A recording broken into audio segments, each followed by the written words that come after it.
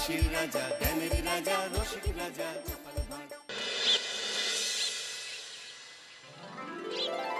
সত্যি এই বছর আমাদের কৃষ্ণনগরে ঠাকুর মুখ তুলে চেয়েছেন। হ্যাঁ মহারাজ, ধান একেবারে পরিপূর্ণ হয়েছে। তা কবে ধান কাটা হবে পুটির বাবা?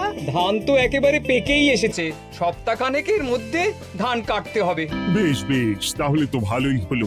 এই মাসের শেষের দিকেই তো নবাব বাহাদুরকে শস্যের খাজনা পাঠানোর কথা। হ্যাঁ মহারাজ, এবারে নবাব বাহাদুর খুশি হবে। ঠিক বলেছ গোপাল।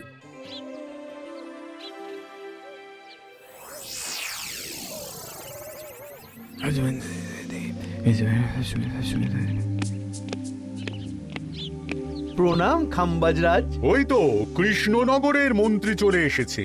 ও, এর কথাই তুমি বলেছিলে? হ্যাঁ, ওই রাজ্যের সব খবরাখবর আমায় দেয়। ইনি কে? ইনি হলেন জমিদার কেশকান্ত বর্মন, আমার রাজ্যেরই দক্ষিণ পশ্চিম গ্রামের জমিদার, আমার প্রিয় বন্ধু। নামটা বেশ অন্যরকম, কেশকান্ত।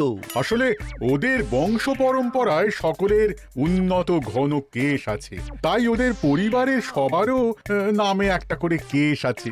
আমি খাম্বাজ রাজের সৌমিত্র এবং সুপরামর্শদাতা। কিছুদিন আগে আমার মাথায় খুব খুশকি হচ্ছিল, মাথার চুল পাতলা হয়ে আসছিল। কিন্তু আমার পরামর্শে একটা তেল মাখতেই মহারাজের মাথার চুল এখন ঘন হয়ে উঠেছে, আর কোনো সমস্যা নেই।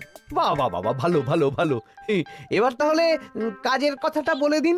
এবারে তো শুনলাম তোমাদের রাজ্যে অনেক ধান উৎপাদন হয়েছে, তাই স্বাভাবিকভাবে নবাব বাহাদুরের কাছে রাজস্ব অনেক বেশি দেবে, কি তাই তো? হ্যাঁ, এবারে রাজস্ব দানে কৃষ্ণনগরই প্রথম হবে। না, তা হবে না। নবাবের কাছে অত ধান পৌঁছবে না, এমনকি কৃষ্ণচন্দ্রের কাছেই চাষিরা বেশি ধান রাজস্ব দিতে পারবে না। সেটা কি করে হয়? পাকা ধানে মই দিতে হবে। বললাম না, ও আমার সুপরামর্শদাতা। হ্যাঁ, আমার মন্ত্রীকে বাণিজ্যের কাজে বাইরে পাঠিয়েছি কিছুদিন, তাই কেশকান্ত মাঝে মধ্যেই আমার কাছে আসে, গল্পগুজব করে আর সুপরামর্শ দেয়। কিন্তু আমি কি করব? তুমি রাতের অন্ধকারে চাষিদের ধান জমিতে পাকা ধানে মই দিয়ে দাও, এমন ভাবে কাজটা করবে যাতে কাক পক্ষীতেও টের না পায়। আর তাতে আমার লাভ? প্রত্যেক বছর নবাব রাজস্ব দানে বিজয়ীকে ৩,০০০ মোহর দেয়, আমি তোমাকে তার থেকে ১,০০০ মোহর উপহার দেব। ১,০০০ মোহর? হ্যাঁ হ্যাঁ, যাও যাও যাও, কাজটা শুরু করে দাও। আচ্ছা।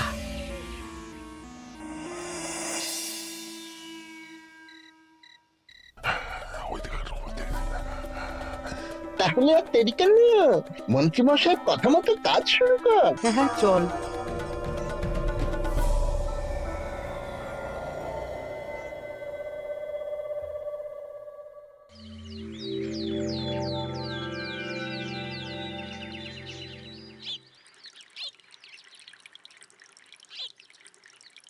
এবারে তো চাষাবাদ বেশ ভালোই হয়েছে। আশা করি নবাব বাহাদুরের কাছ থেকে এবারে আমরাই পুরস্কার পাবো। হ্যাঁ মহারাজ, সারা বাংলায় কৃষ্ণনগরের মতো উৎপাদন এই বছরে কোথাও হয়নি। সর্বনাশ হয়ে গেছে মহারাজ, সর্বনাশ হয়ে গেছে। কি সর্বনাশ হয়েছে গো পুটির বাবা? গতকাল রাতে আমাদের সব জমির পাকা ধানে মই দিয়ে দিয়েছে। সে কি? এবার আমরা কি করব মহারাজ? কাদের কাদের জমিতে হয়েছে এসব? যেই জমিতে তাকাবেন সেই জমিতেই এই কাণ্ড, ধান ঝরে সব মাটিতে পড়ে আছে। এবার আমরা কি করব? হায় হায় হায়, এবার আমাদের রাজ্যের কি হবে? নবাব বাহাদুরকে তো জবাব দিতে পারবো না। বড় বিপদ হয়ে গেল, রাজ্যে গ্রহের প্রকোপ নেমে এলো। ও, আর কদিন পরেই আমার টেকে আসবে ১,০০০ মোহর। ঠিক আছে, তোমরা সবাই এখন বাড়ি যাও। না, আমার মন মেজাজ ভালো নেই।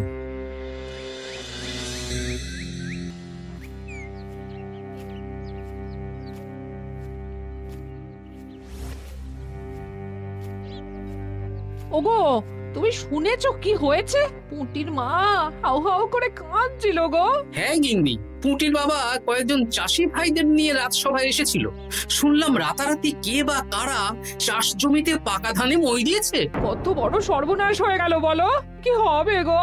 কি যে হবে ভগবান জানে। বলি তুমি পারলে না পুটিদের একটু সাহায্য করো। হ্যাঁ, আমি মনে মনে ভেবেই রেখেছি বুঝলে, এবার বেতন পেলে পুঁটিদের বাড়িতে মাসোহারার জিনিসপত্র দিয়ে আসবো। নবাব বাহাদুরের কাছে মহারাজ খাজনা কিভাবে দেবেন? সেটাই তো বুঝতে পারছি না। আপনি এত চিন্তা করবেন না। রাজবাড়ির ভাড়ার থেকে আপাতত কিছু বস্তা ধান পাঠানোর ব্যবস্থা করুন। তারপর নবাব বাহাদুরের কাছে গিয়ে বলবেন, আস্তে আস্তে সব দিয়ে দেবেন মহারাজ। তাই করতে হবে, তাছাড়া তো আর অন্য কোনো উপায় দেখতে পাচ্ছি না। কিন্তু এবারে আর আমাদের মান রক্ষা হবে না। দেখি 2-1 দিনের মধ্যেই যতটা সম্ভব ভাড়া থেকে ধান পাঠানোর ব্যবস্থা করব।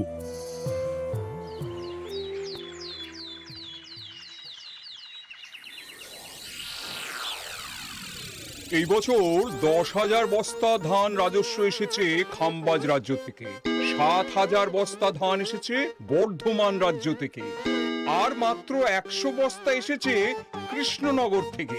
তাই এই বছরের বিজয়ী রাজ্য হচ্ছে খাম্বাজ রাজ্য। খাম্বাজ রাজ্যের রাজার হাতে 3,000 মোহর উপহার হিসেবে তুলে দিচ্ছেন। আর কৃষ্ণচন্দ্র, তোমার রাজ্যের এরকম হাল কেন?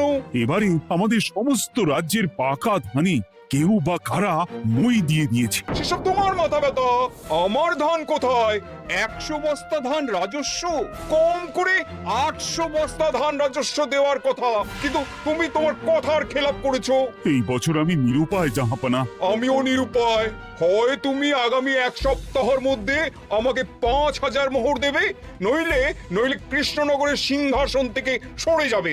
এত বড় শাস্তি দেবেন না নবাব বাহাদুর, আপনি অন্তত মাস 6 সময় দিন, আবার ধান চাষ করিয়ে আপনাকে প্রাপ্য ধান দেওয়া হবে। বেশি কথা বলছো কৃষ্ণচন্দ্র, তুমি 5,000 নয় 6,000 মোহর 1 সপ্তাহের মধ্যে দেবে। বেটা গোপাল বেশি পাকা, অত কথা বলতে কে বলেছিল?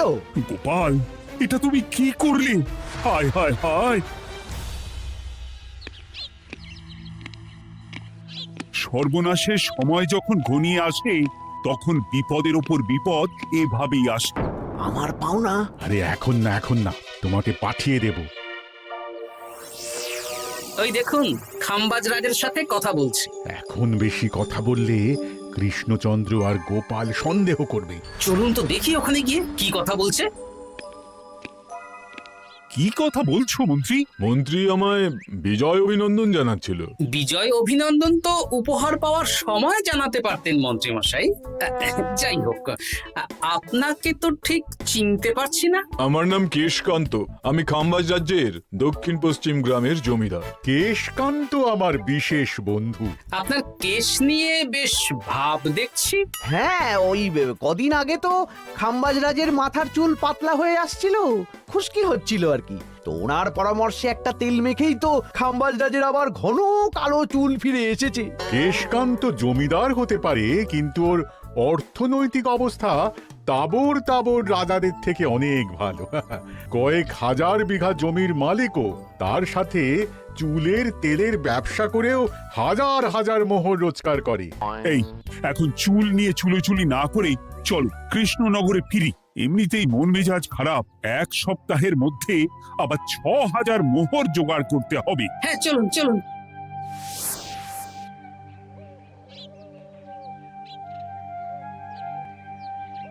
আচ্ছা মন্ত্রীমশাই, আপনি এই কেশকান্ত জমিদারের ব্যাপারে এত কিছু জানলেন কি করে?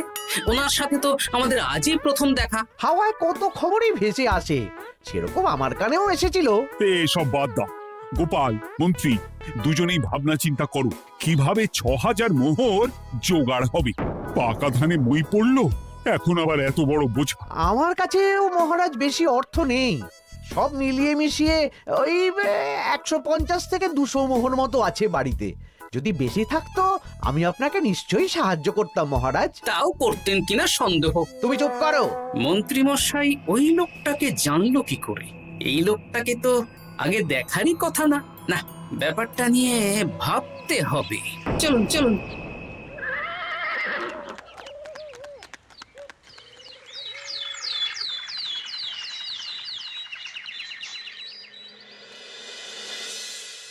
বুঝলে গিন্নি, 1 সপ্তাহের মধ্যে মহারাজকে 6000 মোহর জোগাড় করতেই হবে, নইলে সিংহাসন ছাড়তে হবে। এখন কিন্তু আমাদের উচিত মহারাজের পাশে দাঁড়ানো। কিছু ভেবেছো কি? আপাতত আমার বিয়েতে পাওয়া আংটি বন্ধক রাখবো, আর তুমি যদি হ্যাঁ হ্যাঁ, আমার যে দুটো গয়নাগাটি আছে ওগুলো বন্ধক রাখো, পরে আস্তে আস্তে ছাড়িয়ে নেবক্ষণ। দেখি বাকি সভাসদদেরকেও বলবো, যে যতটা পারে, তারপর ভগবানই ভরসা।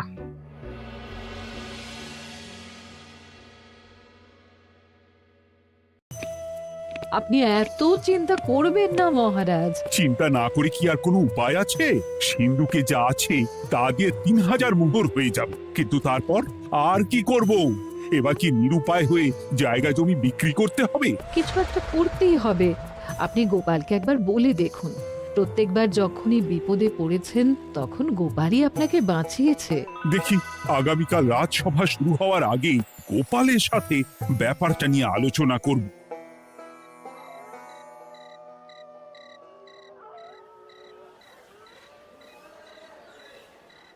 এই যে শ্যাকরা, কি করছো? এই তো, বলুন। শোনো, আমার গিন্নির জন্য একটা হীরের হার বানাতে হবে, ওই 1000 মোহরের মধ্যে। 1000 মোহরে তো হীরের নাক, কান, গলা, হাত, পা সব গয়না, এই সব গয়না হয়ে যাবে মন্ত্রী মশাই। তাহলে বানাও, এই নাও 1000 মোহর। ওরে বাবা, মন্ত্রী মশাই, 1000 মোহর!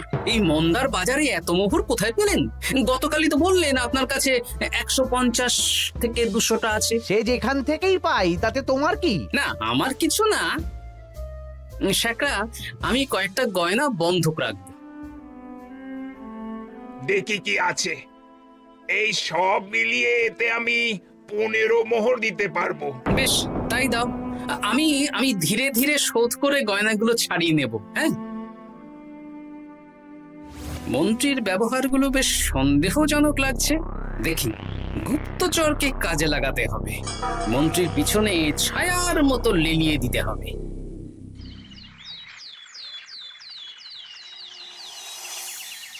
মহারাজ, আমি চেষ্টা করছি আপনার এই মোহর কিভাবে জোগাড় করা যায়, আপ্রাণ চেষ্টা করছি। দেখো, আমি 3000 মোহর পারবো, কিন্তু তার বেশি হলে জায়গা জমি বেচতে হবে, হাতে যে বেশি দিন সময়ও নেই। আচ্ছা মহারাজ, দেখছি। তবে মন্ত্রী মশাই চাইলেই আপনাকে 1000 মোহর দিয়ে সাহায্য করতে পারতেন, কিন্তু উনি তা না দিয়ে ওনার গিন্নির গয়না বানাচ্ছেন, হীরের গয়না। কি মন্ত্রী তো কালকেই বলল ওর কাছে 150 থেকে 200 মোহর আছে মাত্র, 1000 মোহর কোথা থেকে পেল? সে উনিই জানেন, তবে তার খবর খুব তাড়াতাড়ি আশা করি পেয়ে যাব মহারাজ।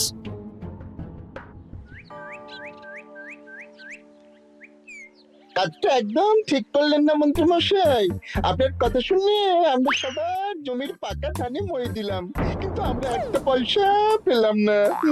আপনি যে এই কাজ করার জন্য খাম্বাজ রাজার কাছ থেকে ওই 1000 মোহর উপহার পেলেন, সেটা দিয়ে গিন্নির গয়না বানাতে দিলেন, কিন্তু আমাদের বেলায় লবডঙ্কা। আরে তোদেরকেও দেবো, একটু সবুর কর, আগে গিন্নির মাথাটা ঠান্ডা করি।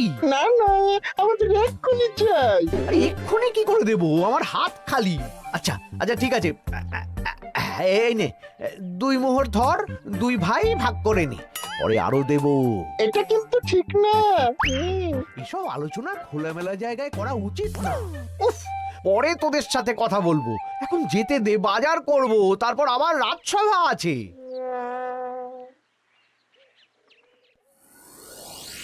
আচ্ছা, এই ব্যাপারটা মহারাজকে আর গোপাল দাদাকে জানাতে হবে।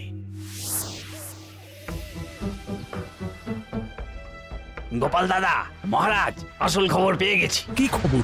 আমি একটু আগে শুনলাম। কাজটা একদম ঠিক করলেন না মন্ত্রী মশাই। আপনার কথা শুনে আমরা সবার জমির পাকা ধানে মই দিলাম, কিন্তু আমরা একটা পয়সা পেলাম না। আরে তোদেরকেও দেবো, একটু সবুর কর। মন্ত্রী, আমি না তোমাকে মেরেই ফেলবো। মহারাজ, মন্ত্রী মশাই এখানে গৌণ, উনি অর্থের লোভে এসব করেছেন, আর ওনাকে দিয়ে করিয়েছেন খাম্বাজ রাজ। হ্যাঁ, যাতে এবারে বিজয়ী হতে পারেন। তাই আপনি এই খবর 5 কান করবেন না মহারাজ। আমি খাম্বাজ রাজ আর ওই কেশকান্তর কাছ থেকে ক্ষতিপূরণ ঠিক আদায় করে আনব। কিন্তু কিভাবে? শুনুন তাহলে।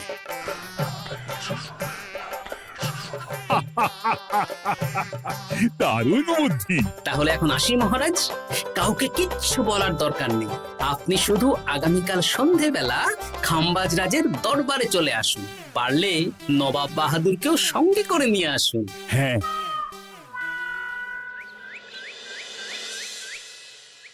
প্রণাম খাম্বাজ রাজ। কে আপনি?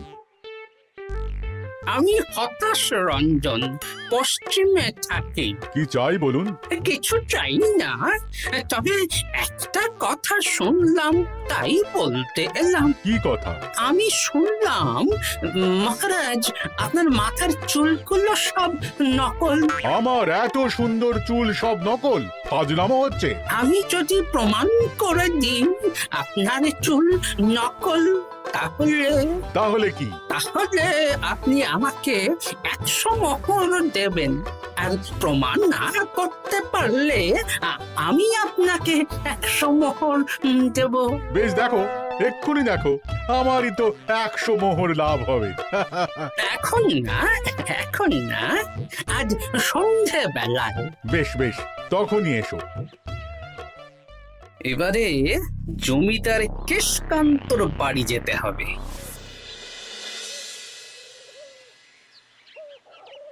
জমিদার মশাই বাড়ি আছেন? কে মশাই আপনি? আমি হতাশ রঞ্জন, পশ্চিমে থাকি। আমি বিশাল ক্ষমতাশালী লোক। কিসের ক্ষমতা? আমি রাজরাজাদের মারধর করি, চুল ধরে টানি, শাস্তি দিই। এসব কি উল্টো পাল্টা বলছেন? খাম্বাজ রাজ আপনার বন্ধু না? হ্যাঁ, প্রিয় বন্ধু। ওনাকেও আমি আপনার সামনে চুল ধরে টানবো, কিন্তু উনি কিচ্ছু করতে পারবেন না। উনি আপনাকে শুলে চড়াবেন। কিছুই করতে পারবেন না, বললাম না আমি বিশাল ক্ষমতাশালী লোক। বিশ্বাস হচ্ছে না তো? তাহলে বাজি ধরুন, 10,000 মোহরের বাজি। 10,000 মোহরের বাজি? হ্যাঁ, আজ আমি খাম্বাজ রাজের রাজবাড়ি যাব, আর আমার শক্তি প্রদর্শন করব।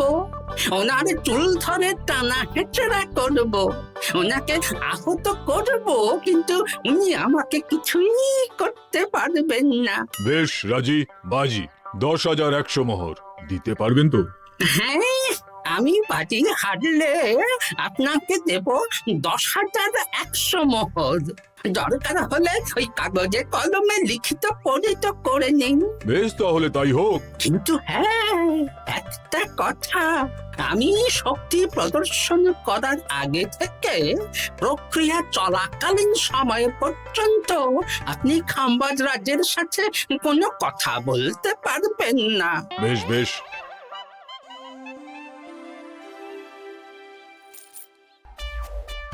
তাহলে শুরু করি। শুরু করো।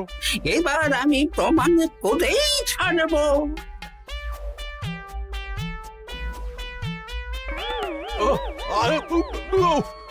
লাগছে লাগছে, বাবারে, লাগছে এই সেরেছে। লাগছে, এ তো সত্যি সত্যি চুল ধরে টানছে।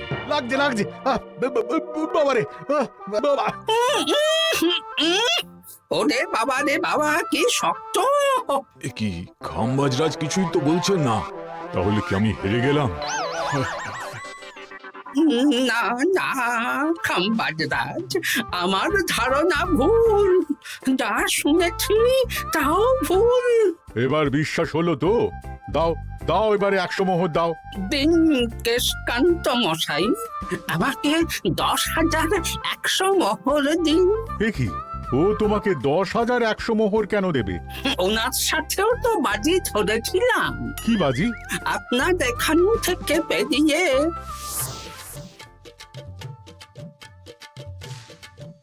এবারে দিন তো দেখি, সব কাগজ কলমে লেখা আছে। এই নাও। হায় হায় হায় হায়। সাবাস গোপাল, সাবাস, তুমি আমার মুখ রক্ষা করেছো। গোপাল, কৃষ্ণচন্দ্র, নবাব বাহাদুর, আপনারা? হ্যাঁ, আমি গোপাল। এটা ছাড়া আর কোনো উপায় ছিল না খাম্বাজ রাজ। আপনি আমাদের মন্ত্রীর মাথা খেয়ে যে জঘন্য কাজটা করিয়েছেন সেটা তো আর প্রমাণ করতে পারতাম না, তাই ছলে বলে কৌশলে আপনার প্রিয় বন্ধুর কাছ থেকে আদায় করে নিলাম। হ্যাঁ নয়, হ্যাঁ।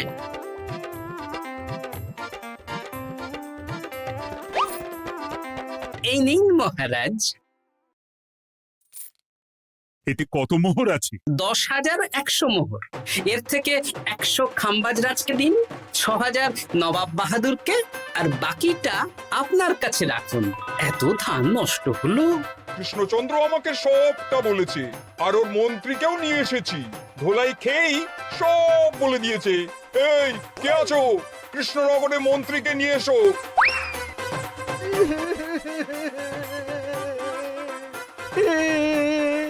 মার খেয়ে আমি সব বলে দিয়েছি খাম্বাজ রাজ। উদ্ধার করে তো জাহাপানা, আমাকে ক্ষমা করে দিন। এর কোনো ক্ষমা নেই, তোমাকে আমি কারাগারে বন্দি করব। হায় হায় হায়, সামান্য টাকার লোভ করতে গিয়ে পুরো মাঠে মারা গেলাম।